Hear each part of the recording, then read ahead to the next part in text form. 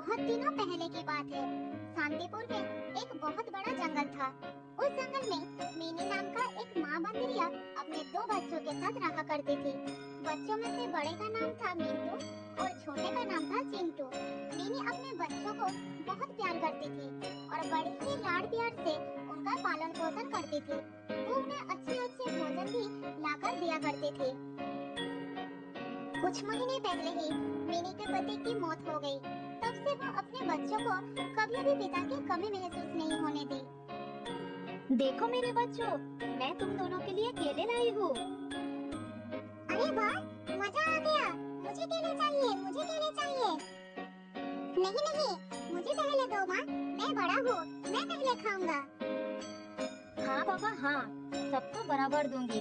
शांति से बैठो जरा, मैं ये केले तुम दोनों के लिए ही तो लाई हूँ।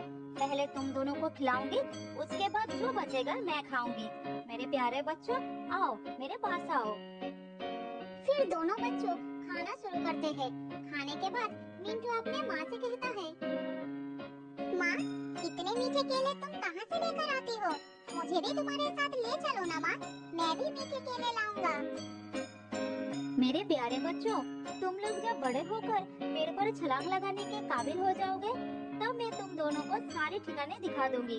अब तुम दोनों बहुत छोटे हो, घर में ही रहा करो, बाहर बहुत खतरा है। अच्छा माँ, ठीक है, तुम जैसा कहोगे हम वही मानकर चलेंगे माँ।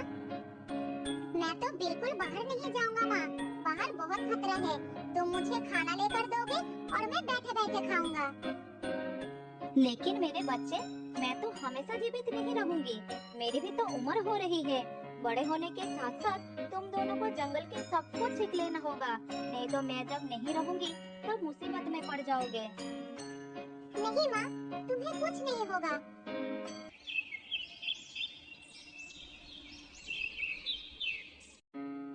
इसी तरह समय बीतता गया और समय बीतने के साथ साथ मिंटू और चिंटू बड़े होते जाते हैं। मेरे प्यारे बच्चों, तुम दोनों अब बड़े हो गए हो, इसीलिए मैं चाहती हूँ कि तुम दोनों मेरे साथ चलकर भोजन की तलाश करना सीखो, जंगल के नियम के बारे में जानो, जिससे तुम लोग खुद से अपना भोजन ढूंढकर अपना पेट भर सको।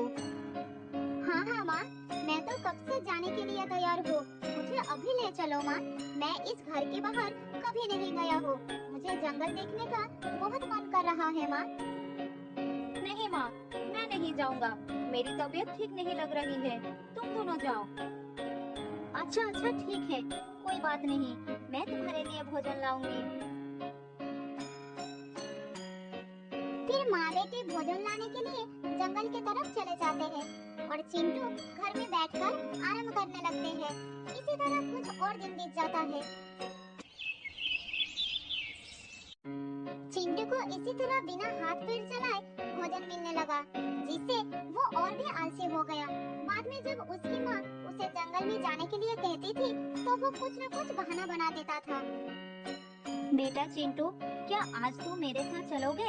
ऐसे बैठे रहने से कुछ नहीं होगा, तुम्हें भी तो खाना ढूंढना सीखना होगा। नहीं माँ, मेरे पैरों में बहुत दर्द हो रहा है और फिर जंगल से भोजन लेकर आना, इसमें कौन सी बड़ी बात है? तुम मुझे फालतू में परेशान कर रही हो। अच्छा ठीक है, तुम आराम करो, मैं खाना लेकर आती हूँ। मिनी को ये बात समझ में आ जाती है कि चिंटू की आदत बिगड़ गई है, वो आलसी हो गया है। अगर वो अभी भी नहीं सुधरा तो उसे एक दिन बहुत बुरे वक्त का सामना करना पड़ सकता है।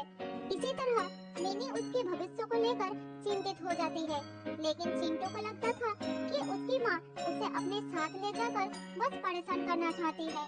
खाना ढूंढना तो वो सीख ही लेगा, लेकिन अभी नहीं। इसी बीच एक दिन मिनी की मौत हो जाती है। दोनों भाई माँ के पास खड़ा होकर बहुत रोने लगते हैं।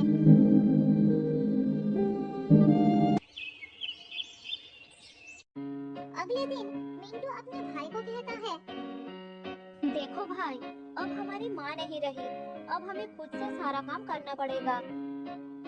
अरे तुम तो मेरे भाई हो ना, तुम्हारे रहते मुझे किस बात की चिंता है? हाँ, तुम्हारी बात बिल्कुल ठीक है, लेकिन हमें अपना जीवन जीने के लिए अपने पैरों पर खड़ा होना बहुत जरूरी है। मैं कब तक तुम्हारा साथ दूंगा? अरे भैया, ज्यादा ज्ञान मत दो। जंगल से मेरे खाने के लिए कुछ भोजन लाते हो तो तुम इसीलिए अपने आप को बड़ा महान समझने लगे हो। मिंटू को अपने भाई की बात सुनकर बहुत दुख होता है, लेकिन वो उसका साथ नहीं छोड़ पाता, उसके साथ ही रहने लगता है।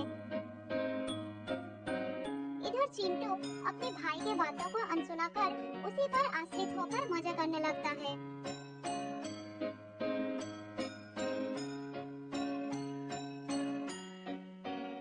अरे चिंटू, कहाँ हो? ये देखो, आज मैं तुम्हारे लिए आम लेकर आया हूँ। जल्दी आओ, आम बहुत ही स्वादिष्ट है। फिर चिंटू अपने भाई के पास आकर आम खाने लगता है। इसी तरह दिन बीतता गया।